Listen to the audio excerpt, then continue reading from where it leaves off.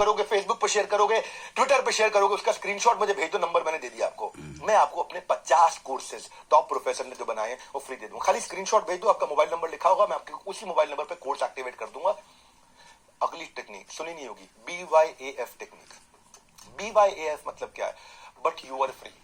But you are free क्या मतलब हुआ इसका? ऐसी ऐसी अमेजिंग स्ट्रैटेजी दे रहा हूं, बट यू आर फ्री। भाई जो मैं आपको प्रोडक्ट दिखाने जा रहा हूं, but you are free not to buy. आपको खरीदना नहीं है, मैं आपको मोबाइल दिखाना चाहता हूं, जरूरी नहीं है आपको खरीदना है, यू आर फ्री। आपको कोई जरूरत नहीं है खरीदने की, आप खाली देख लो।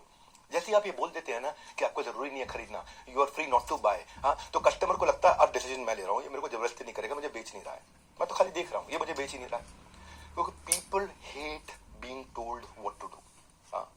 इसका मतलब क्या है? आपने सामने वाले को रियलाइज भी नहीं होने दिया और आपने उसके साथ में सेल्स भी कर दी। क्यों? क्योंकि इसको बोलते हैं सॉफ्ट क्लोज अप्रोच। आपने उसको दिखाया और बोला खरीदने की जरूरत नहीं, बस देख लो आप आराम से। और दिखाने के बाद उसको जब बेनिफिट बताया तो उनसे पूछा एक लो इंपैक्ट क्वेश्चन, क्या आप इसके बारे में और जानना चाहेंगे? इससे उनका एक कमिटमेंट बढ़ता है और सेल्समैन को और टाइम मिलता है प्रेजेंट करने का। आजकल ना जोमेटो भी बड़े प्यार से करता है, एक नई नई मेथड सॉफ्ट क्लोज के लेकर के आया, but you are free. AI based customer के साथ में ना अप्रोच से कम्युनिकेट करता है, सॉफ्ट सिग्नल देता है, उनको नजेस करता है, उनको नोटिफिकेशन भेज के जेंटल नजेस करता है। आपके हर उस दोस्त को मैं शुरुआत में याद दिलाना चाहता हूं, जो जिस बेचारे के टारगेट पूरे नहीं हो रहे ना, जो बेचारा अपनी वेकेशन भी कैंसिल कर देता है क्योंकि उसको इंसेंटिव नहीं मिल पा रहा है, इंसेंटिव उसके लिए खाब हो गया है, मार्जिन उसके लिए खाब हो गया है, टारगेट उसके लिए खाब हो गया है, उस बेचारे को ये वीडियो जरूर देते ना। क्योंकि मैं आपको बता रहा हूं इनसाइट एंड डिस्कवरी क्वेश्चन, कैसे सवाल किया जाए कि आपकी सेल्स अपने आप हो जाए।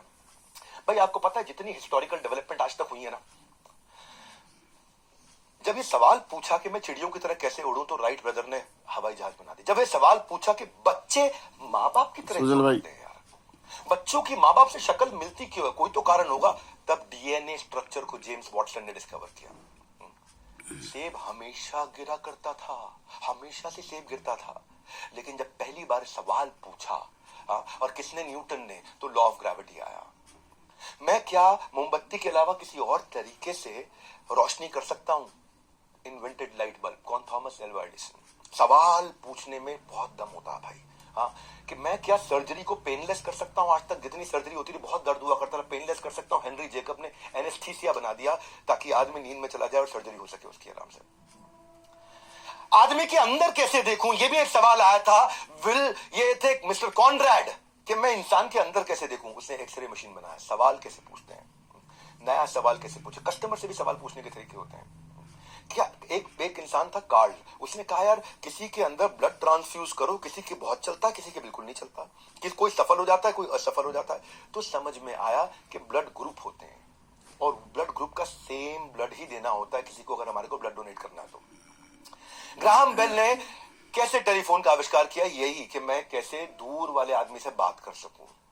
जेफ बेजोस ने ये सवाल किया कि मैं कैसे बुक्स ग्रोसरी घर पे पहुंचा सकूं, अमेज़न बना दिया। धृतराष्ट्र ने सवाल किया भगवत गीता में, किम कुर्वतो संजय, सब लोग वहां क्या कर रहे हैं, मुझको डिटेल दो। ऐसे मैंने भी सवाल किया कि MBA की जैसी पढ़ाई मैं कैसे लोगों को फ्री में दे सकूं, तो मैं 10 डे MBA लेकर के आया। सवाल पूछने का फ्रेमवर्क क्या है? सवाल सामने वाले से सिचुएशन के सवाल पूछो, आजकल आपके धंधे में क्या चल रहा है, उससे प्रॉब्लम के सवाल पूछो कि क्या प्रॉब्लम आ रही है आपके जीवन में, जो भी आपका प्रोडक्ट उससे संबंधित, और जो प्रॉब्लम आ रही है उसका इंप्लीकेशन आई, उससे क्या इंपैक्ट आ रहा है, क्या इंप्लीकेशन आ रहा है, उससे कितना नुकसान हो रहा है आपको, और वो आपको इस सोल्यूशन की कितनी नीड है। SPIN, स्पिन, एकदम स्पिन हो जाएगा और नीड जनरेट हो जाएगी। आर का मतलब है, A मतलब आस्क, उससे पूछो क्या समस्या चल रही है। R अब उसको रेकमेंड करो, और C मतलब क्लोज, यानी कि सेल्स करो।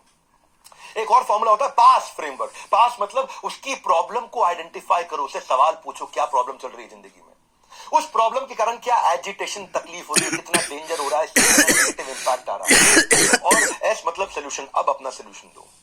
इसका मतलब वो अभी कहां है, क्या प्रॉब्लम में है, उसको जाना कहां है, कैसे जाओगे, आपका सोल्यूशन लेके जाएगा। गोल क्या है, रियलिटी क्या है, ऑप्शंस क्या है, वे फॉरवर्ड मैं आपको दे रहा हूं। करंट रियलिटी क्या है, ऑप्शंस क्या है, और पर्पस क्या है, क्यों आपको वहां पहुंचना है, अब एक्शन में आपको प्रोडक्ट दे रहा हूं। यानी कि सवाल पूछ के डिस्कवरी ओरिएंटेड तरीके से चलो। सीधा माल नहीं लेकर के आओगे, माल लेके आओगे तो कोई नहीं लेगा भैया।